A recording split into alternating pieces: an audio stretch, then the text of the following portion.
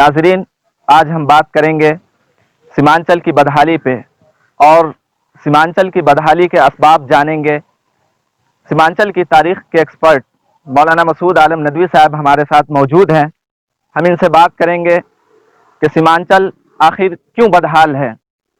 مولانا، آپ کا استقبال ہے ہمارے یوٹیوب چینل پہ۔ مولانا، ہم یہ جاننا چاہیں گے کہ آخر سیمانچل بہار کے تمام علاقوں سے کیوں پچھڑا علاقہ ہے؟ دیکھیے، معاملہ صرف سیمانچل کا نہیں ہے، بلکہ ملک ہندوستان کے الگ الگ خطوں کے اندر تبدیلی اور بدحالی کا ہے۔ لیکن بات چونکہ سیمانچل کی چل رہی ہے تو اس لیے مجھے وہاں پر گفتگو کو مرکوز رکھنا پڑے گا کہ کسی بھی خطے میں جو بدحالی ہوتی ہے، خوشحالی نہیں ہوتی ہے، ترقی کی جگہ پر غربت اور سماجی افلاس جگہ لے لیتا ہے، تو اس کی بنیادی وجہ یہ ہوتی ہے کہ کچھ اندرونی داخلی ایشوز اور مسائل ہوتے ہیں، غفلت ہوتی ہے، اور کچھ بیرونی مسائل ہوتے ہیں، اس کی وجہ سے وہاں ترقی کی رفتار سست پڑ جاتی ہے۔ اگر آپ اندرونی اعتبار سے دیکھیں تو یہ خطہ تاریخ کے الگ الگ دور میں بہت زیادہ خوشحال رہا ہے، ممتاز رہا ہے، اور یہاں لوگ نقل مکانی کر کے بود و باش کے لیے، روزگار کے لیے آئے ہیں۔ وہ ایک دور تھا، اس وقت انٹرنل ایکسٹرنل سطح سے ایسے لوگ وہاں موجود تھے جو اسے خوشحال بنائے ہوئے تھے۔ لیکن انگریزوں کے آنے کے بعد، خاص طور سے ملک کی آزادی کے بعد، ملک کے مختلف خطوں کے ساتھ جو سوتیلا رویہ ہوا اور اس کا اثر جو سماج پہ پڑا، اس کے نتیجے میں وہ خطہ بدحالی سے، غربت سے، افلاس سے دوچار ہو گیا۔ انٹرنل سطح پر ایسے گروپس ایکٹیو نہیں ہو پائے جو اپنے حقوق کی بازیابی کے لیے سنگھرش کرتے، اور ایکسٹرنل سطح پہ، خارجی سطح پر ایسی طاقتیں مددگار معاون نہیں ملی، بلکہ لوٹ کھسوٹ کرنے والی اور ناانصافی کرنے والی طاقتیں رہی، جس کی وجہ سے وہ خطہ خوشحالی سے۔ مولانا، یہ بتایا جا رہا ہے کہ سیمانچل میں تقریباً مسلم آبادی 22% ہے، تو ایسا تو نہیں ہے کہ سرکار کی نگاہ اس طرف اس لیے نہیں پڑ رہی ہے کہ مسلم اکثریت میں ہے؟ تو ایسا کچھ مسئلہ تو نہیں ہے جس کی وجہ سے یہ سارے ایشوز ہو رہے ہیں؟ کیونکہ بہار کے دیگر خطے جو ہیں وہ بہت خوشحال ہیں، تو وہاں یہ خوشحالی کیوں نہیں کنورٹ ہو پائی؟ سب سے پہلے تو ہم یہ کہنا چاہیں گے دیگر خطے بہت خوشحال ہیں، اس میں بالمقابل سیمانچل بہت بدحال ہے، ایسا نہیں ہے۔ بہار اور ملک کے مختلف خطوں میں بدحالی بہت زیادہ ہے۔ مثلاًچل میں دیکھیے، وہاں بھی بدحالی ہے۔ اب اس طرف میں جو سرحدی علاقے ہیں، یہاں ادھر سیوان چھپرا سے لے کے مختلف علاقوں میں یہاں بھی بدحالی ہے۔ خود وہی کھگڑیا سے لے کے اس طرف میں آپ آ جائیے، ادھر بھی بدحالی ہے۔ اتر پردیش میں جو پوروانچل ہے، وہاں پر بہت زیادہ بدحالی ہے۔ خود لکھنؤ کے مضافات میں بارہ بنکی، فتح پور وغیرہ کے علاقے کے گاؤں میں آج بھی بنیادی سہولت اور ضرورت سے لوگ محروم ہیں۔ گجرات جس کی ترقی کے بہت زیادہ ڈھنڈورے اور بہت زیادہ جو ہے ہنگامے ہیں، وہاں کا بھی گروتھ ریٹ بہت کمزور ہے، اور زمینی سطح پر بھی لوگ بہت زیادہ بدحال ہیں۔ تو یہ نہیں ہے کہ مطلب صرف سیمانچل بدحال ہے، ملک کے مختلف سینکڑوں ہزاروں خطے ہیں، ملک بدحال ہے، پورا جی ڈی پی، روزگار، تعلیم، تربیت، سارے مسائل کباڑ میں، تو سیمانچل بھی انہی خطوں میں سے ایک ہے۔ یہ اس طرح سے میں سمجھتا ہوں کہ مولانا، وہاں پہ بہت بڑے بڑے لوگوں نے نمائندگی کی ہے، جیسے محمد تسلیم الدین ہے، سید شہاب الدین ہے، شہنواز حسین ہے، مولانا اسرار الحق قاسمی صاحب، ان جیسی بڑی شخصیتوں نے اس علاقے کی نمائندگی کی ہے۔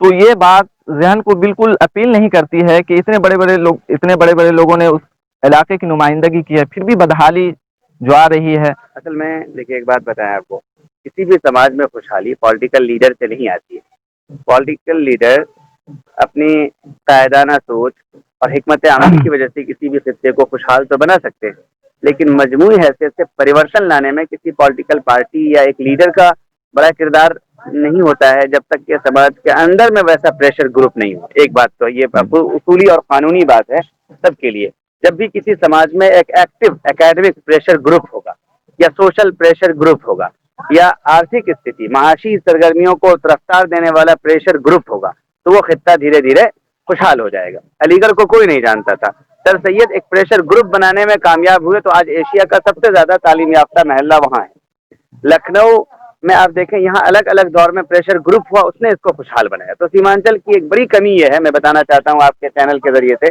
کہ پریشر گروپ کا مسئلہ ہے۔ رہ گئی بات شہاب الدین صاحب، ایم جے اکبر صاحب، اسی طریقے سے اس طرح کے لوگ، تو یہ اس خطے کے بھی نہیں تھے، फ्लाइंग राउंड किसी के कहने पे उनको टिकट मिला और इलेक्शन जीत के वो आ गए। वहाँ जमीनी तौर पर उनका न कोई कैडर है, न कोई काम है, कुछ भी नहीं है वहाँ पर उनका।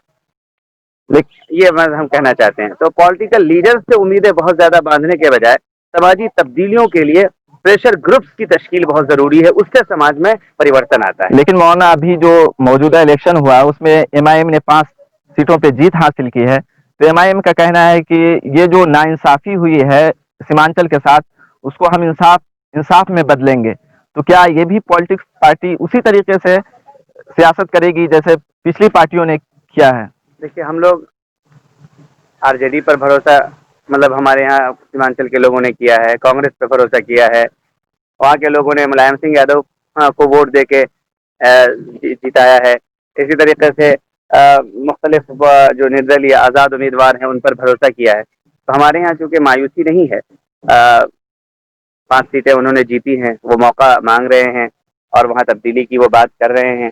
तो किसी को भी जो कानून के दायरे में कॉन्स्टिट्यूशनल राइट्स के साथ किसी खित्ते में तब्दीली की कोई बात अगर करता है तो बिला वजह उससे बदगुमानी की कोई वजह हमें नहीं मालूम होती है। लेकिन हम ये कहेंगे कि किसी एक पार्टी पर या एक ग्रुप पर पूरा भरोसा करना और समझना कि उसके जरिए से कोई तरक्याती चमत्कार वहाँ सामने आ जाएगा, ये बेवकूफ़ी होगी।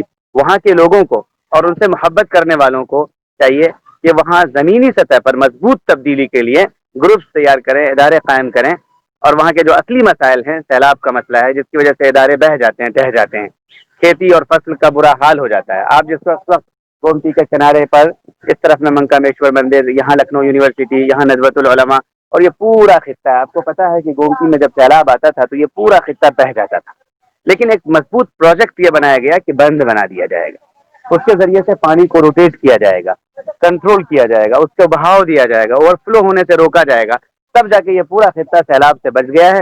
यूनिवर्सिटी भी सालिम है, नज़वतुल उलमा भी तरक्की कर रहा है, मंदिर में लोग पुजारी भी चैन से रह रहे हैं, पूरी आबादी महफूज है। सीमांचल को तरक्कियात के खोखले नारों से तरक्की नहीं दी जा सकती है, कोसी का मजबूत बंद बनाना पड़ेगा, हाईली प्रोफाइल, तब जाके वहाँ की खेतियां, वरना आप 1 करोड़ 20 करोड़ लगा के एक यूनिवर्सिटी बनाइए, सैलाब में सब खत्म हो जाएगा, सैकड़ों करोड़ों हेक्टेयर जमीन फौरन खत्म हो जाएगी।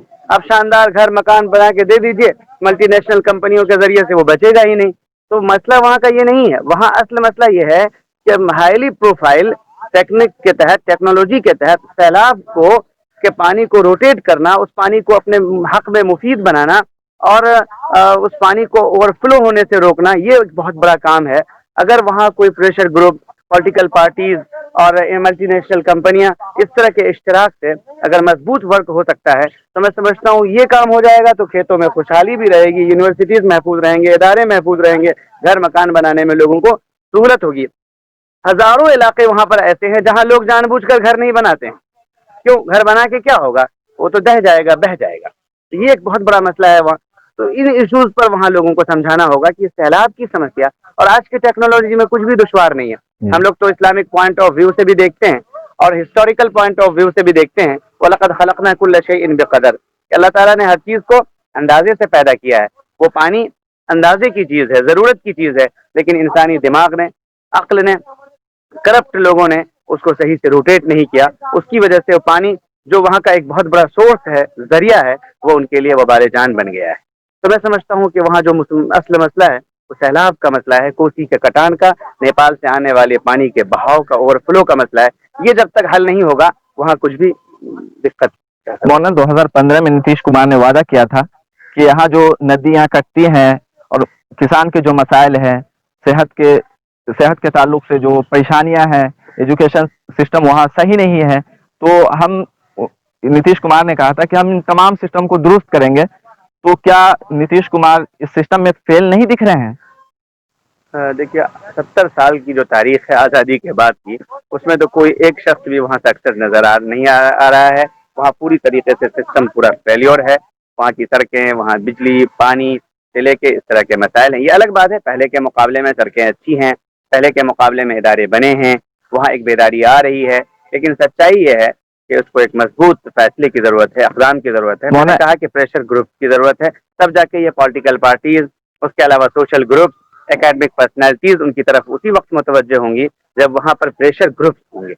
मौलाना آپ اس سے کہنا چاہ رہے ہیں کہ جیسے نتیش کمار نے بارہا کہا ہے الیکشن میں کہ ہم نے گھر گھر بجلی پہنچائی ہے, کھیت کھیت پانی پہنچایا ہے. یہ تو دیکھیے وہاں پر پورے ملک میں پچھلے 20 سال میں جو انقلاب آیا, تبدیلیاں آئی, تو ایسا نہیں ہے کہ ابھی بھی وہاں اندھیرا ہی ہے. بجلی تو پہنچی ہے, لیکن اس کو بہتر بنانے کا معاملہ ہے. سڑک کا مسئلہ ہے, 6 مہینے میں سڑک سب اجڑ جاتی ہے. ابھی شدھ پیے جل کا یوجنا انہوں نے چلائی, لیکن تقریباً 48 لاکھ روپے کی لاگت سے ایک وارڈ میں ایک ٹینکی اور اس کا انتظام کیا, لیکن کسی بھی جگہ پانی نہیں پہنچ سکا. یہ کروڑوں روپے کی مالیت فنا ہو گئی. تو ایمانداری اور انوشاسن اور ذمہ داری, امانت داری, یہ سب جو ہیں ان چیزوں کی بہت زیادہ ضرورت ہے. وہاں اس کا ابھاؤ ہے, پورے بہار میں دکھتا ہے, پورے انڈیا میں دکھتا ہے, سیمانچل میں بھی دکھتا ہے. مولانا اگر آپ سے یہ پوچھا جائے کہ بہار کے حق میں کون سی سب سے بہتر پارٹی ہے؟ آر جے ڈی ہے, بی جے پی ہے, جے ڈی یو ہے, ایم آئی ایم ہے, سی پی آئی ہے, سی پی ایم ہے, کون سی پارٹی بہتر ہے؟ دیکھیے ہم لوگ ٹیچر ہیں, ہسٹوریکل فیکٹ کو سمجھتے ہیں, اسٹوڈنٹس کو, اسکالرس کو سمجھاتے ہیں. ایسے میں باقاعدہ نام لے کر یہ کہنا کہ یہ فلاں پارٹی یہ بہتر ہے, مجھے لگتا ہے کہ یہ ناعاقبت اندیشی ہوگی, غیر ذمہ دارانہ اسٹیٹمنٹ ہوگا. الگ الگ علاقے, الگ الگ خطے, الگ الگ جگہوں کے الگ الگ مسائل ہوتے ہیں. کسی ایشو پر کسی پارٹی کے پاس بہت اچھا ویژن ہوتا ہے, ٹیم ہوتی ہے, کیڈر ہوتا ہے, اور تو دوسرے ایشو پر ان کے پاس کام اور ٹیم نہیں ہوتی ہے, کام نہیں کر پاتی ہے. پچھلے 15 سال میں این ڈی اے پہ بھروسہ کیا, لیکن آپ نے دیکھا جنادیش اس کے خلاف آیا. جی, تو اس کا مطلب ہے کہ وہاں کے لوگ جو ہے اس کو نہیں سمجھ رہے ہیں بہتر. صرف 12-14 ہزار کے انترال سے تیجسوی کی سرکار بنتے بنتے رہ گئی. اس کا مطلب ہے کہ وہاں کے جو زمینی لوگ ہیں وہ نہیں مانتے ہیں کہ جو ہے این ڈی اے بہت ہی زیادہ سکسیسفل ہے. لیکن چونکہ صرف 14 ہی ہزار کے انتر سے لوگ این ڈی اے کو دے رہے ہیں, تو ایک تعداد وہ ہے جو این ڈی اے ہی کو بہتر مان رہی ہے, اور اس کے میں اس نے جنادیش دیا ہے. اور چھوٹی چھوٹی پارٹیاں آپ دیکھیں, مکیش سہنی ہے, کسی خطے میں لوگوں نے اس پہ بھروسہ کیا ہے. پپو یادو وہ دوسری پارٹی جو ماجھی کی ہے اس پہ بھروسہ کیا ہے, نردلیہ پہ بھروسہ کیا ہے. تو ایسے میں الگ الگ علاقوں کے الگ الگ مسائل ہیں, ایشوز ہیں. باقاعدہ یہ نہیں کہا جا سکتا ہے کہ فلاحی پارٹی فیور میں ہے, بہتر ہے. جو سماج کے لیے زیادہ بہتر کام کرے وہی مولانا بہتر ہے. نئے نئے گروپس اور نئے نئے پولیٹیکل پارٹیز کی بھی ضرورت ہے جو نہیں ہے میدان میں.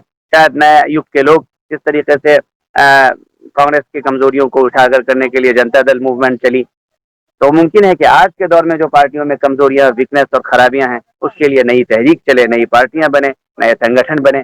آپ جیسے نوجوانوں کو اس کی ضرورت بھی محسوس ہوتی ہوگی. ہونا آخری سوال, تقریباً آپ 20 سالوں سے سیمانچل کے اندر ایک فیلڈ ورک کر رہے ہیں, آپ کے پاس ایک ٹیم بھی ہے جو مختلف خطے میں کام کر رہی ہے وہ ٹیم, تو آپ کا کیسا تجربہ رہا اس سلسلے میں کہ وہاں کے لوگوں میں بیداری پہلے سے زیادہ ہے یا پھر اس میں؟ ابھی جو لاک ڈاؤن میں تقریباً 3.5 مہینے ہم گھر میں رہے, تقریباً 350 سے 400 میٹنگیں ہم نے چاروں ضلع میں کی ہے, پورنیہ, ارریہ, کشن گنج, کٹیہار میں. اور اس سے یہاں جہاں جہاں ہم اب کی بار گئے ہیں, آج سے 10 سال پہلے بھی گئے تھے, 6 سال پہلے بھی گئے تھے, مختلف موقعوں پہ جانا ہوا, تو وہاں پر صحیح معنی میں نوجوانوں کے اندر, لڑکوں کے اندر, لڑکیوں کے اندر, بزرگوں کے اندر, مختلف فیلڈ کے ایکسپرٹس کے اندر ایک انقلاب ہے, بیداری کی ایک لہر ہے. اور مجھے امید ہے کہ نیکسٹ 10 ایئرز جو ہوں گے وہ بہت ہی فیصلہ کن ہوں گے, اور اس میں انشاءاللہ العزیز سیمانچل ہمہ جہت ترقی کے ایک اونچے مقام پر ابھر کر سامنے آئے گا. ایک ایک گاؤں میں 15-15, 20-20 لوگوں کا ایکٹیو گروپ ہے.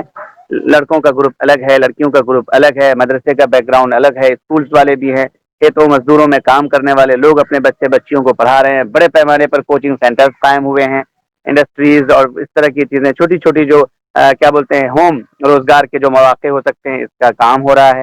اگلے 10 ایئر میں وہاں کے نوجوانوں کو, ایکسپرٹس کو, وہاں کے لوگ جو باہر میں الگ الگ اسٹیٹس اور دیشوں میں رہتے ہیں, وہ اگر وہاں سے جڑیں اور یہ ان سے جڑیں, تو میں سمجھتا ہوں کہ وہ خطہ بہت ہی اونچا مقام حاصل کرے گا. اس جگہ ذرا سا ایک روک کر میں ایک بات اور بھی بتاؤں کہ سیمانچل کتنا اہم ہے دیش کے لیے, یہ بتانا بہت ضروری ہے.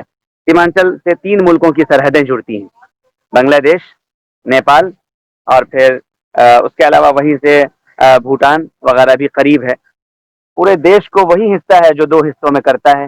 اس طرف میں اتر پردیش وغیرہ سے لے کے بڑھتے چلے جائیے تو ادھر آسام, بنگال سے لے کے آگے میانمار تک کی سرحد ہے. وہاں پر وہ علاقہ بہت ہی زرخیز بھی ہے, وہاں مکھانے کی, جوٹ کی, دھان کی, گیہوں کی, سبزیوں کی کاشت ہوتی ہے.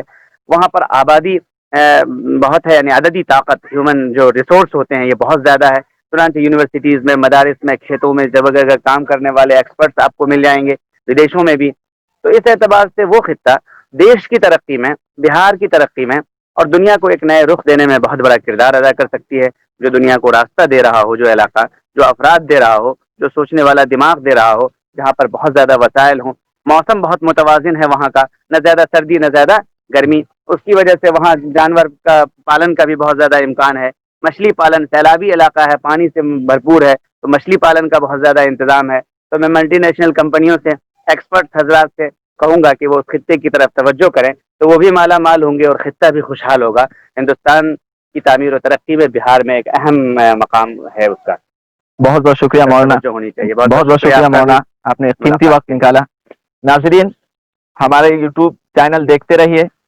اگلی بار ہم ایک نئے مدعے کے ساتھ آپ سے ملیں گے اور نئے مسائل کو حل کرنے کی کوشش کریں گے. بہت بہت شکریہ.